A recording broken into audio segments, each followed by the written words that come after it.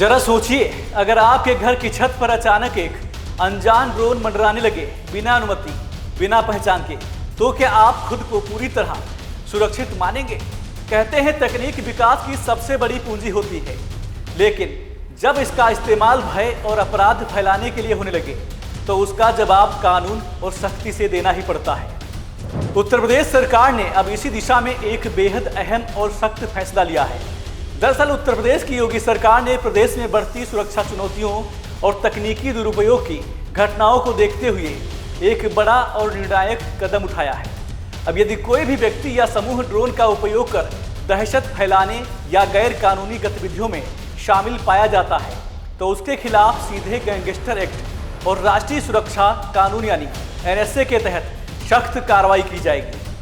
ये निर्णय न केवल कानून व्यवस्था को मजबूत बनाने की दिशा में उठाया गया कदम है, बल्कि तकनीक के गलत इस्तेमाल पर लगाम कसने की एक ठोस कोशिश भी है।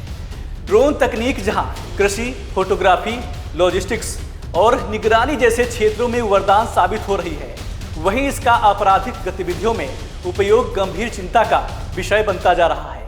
बीते कुछ वर्षों में ड्रोन के जरिए हथियार, मादक पदार्थों और विस्फोटक सामग्रियों की तस्करी की खबरें सामने आई हैं। कई बार धार्मिक स्थलों, भीड़ भाड़ वाले इलाकों या सरकारी प्रतिष्ठानों पर ड्रोन की उड़ानें सुरक्षा एजेंसियों के लिए चुनौती बन गई हैं। मुख्यमंत्री योगी आदित्यनाथ की अगुवाई में लिया गया यह निर्णय दर्शाता है कि अब राज्य में ड्रोन के जरिए किसी भी प्रकार की अवैध गतिविधियों को किसी भी कीमत पर बर्दाश्त नहीं किया जाएगा।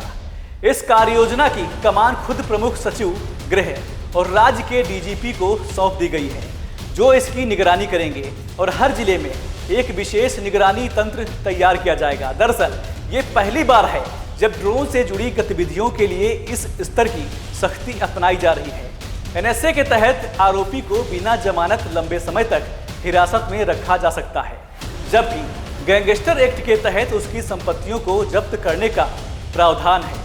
यह कानून उन लोगों को सीधा संदेश देता है जो ड्रोन को अपराध का औजार बनाना चाहते हैं। अब केवल गिरफ्तारी नहीं, बल्कि आर्थिक और सामाजिक स्तर पर भी कठोर दंड भुगतना होगा। सरकार का यह भी निर्देश है कि सभी ड्रोन उड़ानों का स्थानीय पुलिस से पूर्व अनुमति लेना अनिवार्य होगा। साथ ही हर ड्रोन की पहचान, उड़ान रूट और उद्देश्य का स्पष्ट विवरण जमा करना होगा। यदि कोई व्यक्ति बिना अनुमति ड्रोन उड़ाते पाया गया तो उसे सीधे अपराध की श्रेणी में गिना जाएगा। इसके लिए ड्रोन ट्रैकिंग सिस्टम और रजिस्ट्रेशन प्लेटफॉर्म को और मजबूत किया जाएगा। ये केवल सरकार की जिम्मेदारी नहीं है, बल्कि समाज के हर नागरिक की यह नैतिक जिम्मेदारी बनती है कि वे तकनीक का उपयोग सकारात्मक उद्देश्यों के लिए करें।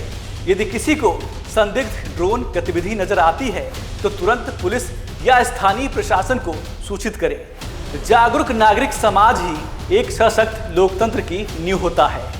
उत्तर प्रदेश सरकार का यह कदम स्वागत योग्य है और समय की मांग भी। जब तकनीक का दुरुपयोग समाज में असुरक्षा फैला सकता है, तब सख्त कानून और प्रशासनिक इच्छा शक्ति ही उसका उत्तर है। लेकिन इसके साथ साथ यह भी जरूरी है कि सरकार तकनीकी के रचनात्मक उपयोग को प्रोत्साहित करती रहे, ताकि नवाचार और सुरक्षा दोनों का संतुलन बना रहे।